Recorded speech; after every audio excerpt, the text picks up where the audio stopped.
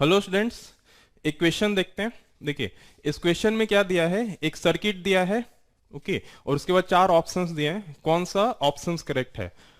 हमें कुछ ऑप्शंस में देखने हैं क्या सही है। तो सबसे पहले क्या काम करते हैं, पहले इस सर्किट को सॉल्व कर लेते हैं। अगर एक बार सर्किट अगर सॉल्व हो जाता है तो जो भी ऑप्शन में दिया है सारे ऑप्शंस का हम आंसर दे सकते हैं। तो let us solve this circuit now, right.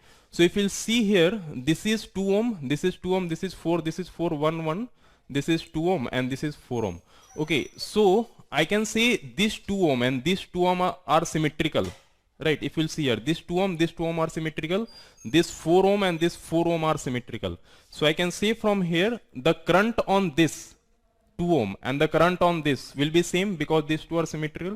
Similarly, I can say the current in 4 ohm and current on and the current in this 4 ohm will also be same because both are symmetrical. So if the current is same and the resistance is same, the potential difference across this and potential difference across this will also be same. And same can be said here also, right? Potential difference across this and potential difference across this would be same because the current is same and resistance is same. So okay, so let us take now, so let us call this one as 0 volt and this I am calling as 12 volt. So this is 0, so this will also be 0. Let us take potential at this point is V, 1. So potential difference across this is V1 now. Okay, so the potential difference across this one will also be V1. So this is your 12 volt, so this must be 12 minus V1. Right, why minus? Because in this direction the current is flowing from higher terminal to lower terminal, and in the direction of current potential always decreases. So from here to here it will be decreased. So 12 minus V1, so that potential difference across this and this remains same. Okay, now I can write, so I am taking this potential as V, let us suppose. So potential difference across this is V now. So potential difference across this should also be V because both are symmetrical. So in this direction the potential will decrease, right, because the current is flowing in this direction. So here this will become 12 minus V. All right, now see all the points, I know the potential now. There are two unknowns, so all I need to write the two equations. So we'll write the junction law at point P and point Q. So let us see, so let us use the junction law at P. So at P I can say, right, what is the current outgoing in this direction, right? Potential difference is V1, right? So this will become V1 upon, or you can say like this, right? 12 minus V1 minus 12 upon 2 plus, right, potential, right, the outgoing current in this one is 12 minus V1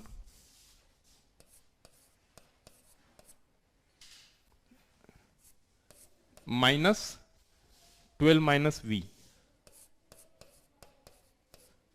divided by 1 plus, now once again the outgoing current in this direction 12 minus V1 minus of V1 divided by 2, right? So total outgoing current must be 0. So we are getting the equation 1 here, right? So let us simplify this. This will get cancelled out. This will become minus V1 upon 2. This will become, right, if you will see here, this will also get cancelled out. So this is becoming minus V1 upon 2 plus, right, from here this will get cancelled out. So we will get minus minus plus. This will become V minus V1 plus, here you will get 12 minus V, 12 minus 2V1 upon 2, and that is becoming 0. So you can multiply here 2 with 2 here. Okay, so from here the net equation I will get summation of this. So minus V1 plus 2V minus 2V1, okay, and minus 2V1 once again, see, right, minus V1 plus 2V minus 2V1, right, minus 2V1 is equal to minus 12. So I can say here the equation I am getting 2V minus 5V1 is equal to minus 12. This is the equation 1. Similarly, I can get the equation 2 also working at Q. So let us work at Q here now.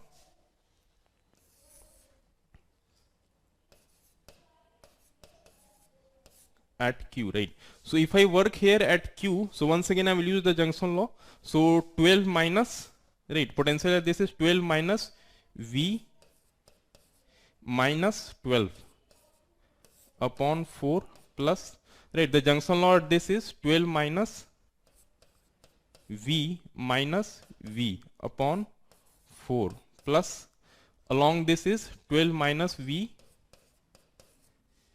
minus 12, right, and plus V1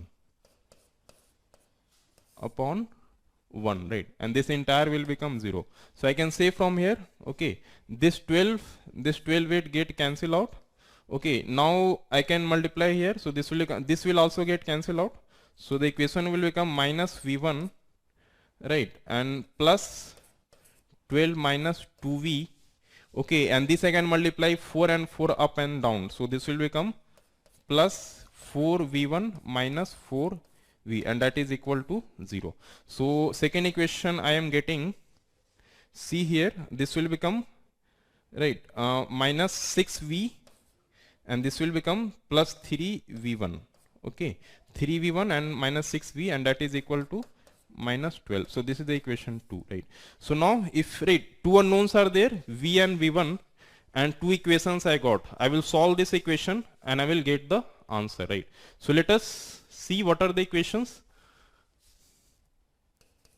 Okay, the equations are 2V minus 5V1 is equal to minus 12. Now equation 2 I am getting, right, minus 6V plus 3V1 is equal to minus 12. So I can solve this equation, right? If you'll see, right, the right hand side of both the equations are equal. Okay, so this will be equal to this, and if you'll equate, right, the left hand side of these two, then you will get here 8V is equal to 8V1. See, right, if you look at this to this, the minus 6 will come this side, so 8V, and you can take similarly minus 5V1 that side, so it will become 8V1. So from here I can say V1 is equal to, V is equal to V1. Okay, now if I put this V is equal to V1 in equation 1, so how much you will get? See, right, you will get here V is equal to minus V1, so here I will put minus V1, so this will become minus 3V1, and so minus 3V1 is equal to 12. Okay, so V1 will become 4. So if V1 is becoming 4, so this implies V will also be 4 volt. So now see, right, so V1 is 4. So what is the potential at this point now? See, 12 minus 4 is equal to 8 volt. And similarly, the Q will be also 12 minus V. So 4 volts, so this will also be 8 volt. Okay. So now I know V1 is how much? 4 volt. So this will be at 4 volt. And V is also 4 volt. So this will at 4 volt. Okay. Now I know everything. Okay. Now the circuit is solved, so I can answer all the questions, right? So let us see option 1, the current through PQ, right? See, across the PQ, the potential difference is 0, so the current will also be 0. So the current through PQ is 0, right? So this is correct.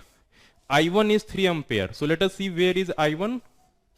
I1 is this. Okay. So how much current this I1 will be there, right? So let us see how much current across this will go.